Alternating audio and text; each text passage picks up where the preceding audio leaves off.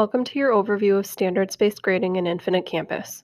Our purpose today is to compare a standards-based gradebook bucket system to a non-bucket system in Infinite Campus. I'm going to move fast, but your instructional coach can share this video for reference later. Before we begin, let's revisit our generic high school rubric. For all courses using a standards-based gradebook, a DC or 1.5 will be the passing grade for all courses. In order to post the letter grade to a student transcript, all grades in a standards-based gradebook will be entered and will be posted as letter grades, not numbers. This is true at the level of the assignment, report card, and transcript. Let's explore the Gradebook tab without buckets. High school teachers are used to operating in the Gradebook tab. Teachers add assignments with the Add button. When using the Gradebook tab, teachers need to toggle between their priority standards to see evidence tagged to that standard. Not much looks different, but this can be difficult to navigate. Continuing in the Gradebook tab, let's explore what a bucket system looks like. In the Gradebook tab, teachers add assignments with the Add button. When using the Gradebook tab, the teacher needs to toggle between standards. You can see the drop-down here is more complex, and you can distinguish the buckets and standards under each bucket. For example, creating equations is a bucket. CEDA1 and CEDA2 are priority standards that feed into that creating equations bucket.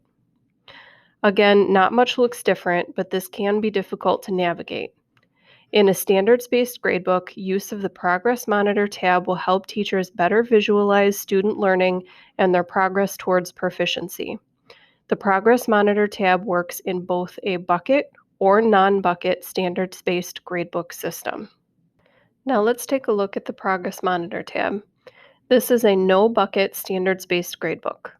Teachers will still add assignments with the Add button. Since we have selected the Quarter 2 and Term dropdown, we will see the In Progress Semester overall grade. Priority standards are found here. These are the standard scores or most recent score of those priority standards. Let's compare the Progress Monitoring tab of a bucketed standards-based gradebook. Teachers still have the button to add an assignment. The In Progress Semester grade is found here. These represent grade buckets. These are the priority standards. These are the standard scores or most recent score of those priority standards. There are multiple pieces of information in the box containing the standard score. The center score is the in-progress rubric score for that priority standard. This value is calculated by pulling the most recent score of that standard.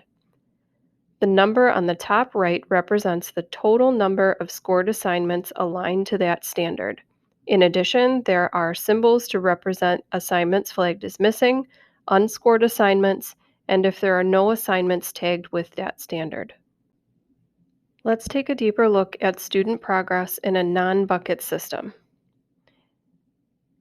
Clicking on the In Progress Standard Score will show you the student standard detail.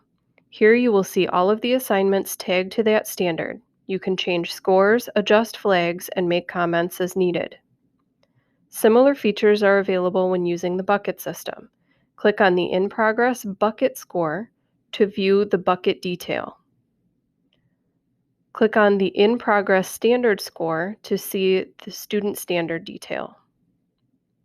Again, you can see all of the assignments tagged to that standard.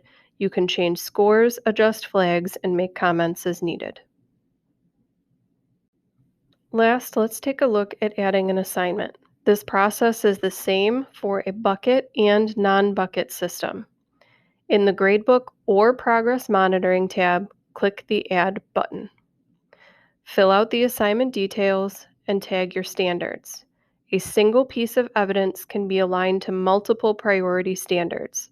At this point, many teachers would save and close this window and enter scores in the gradebook. In a standards-based gradebook, you may find it more efficient to click Score. After clicking Score, teachers will be able to enter scores for all standards side by side. Thank you, and as you continue your work today, as questions arise throughout the process, please reach out to your instructional coach or department chair with questions.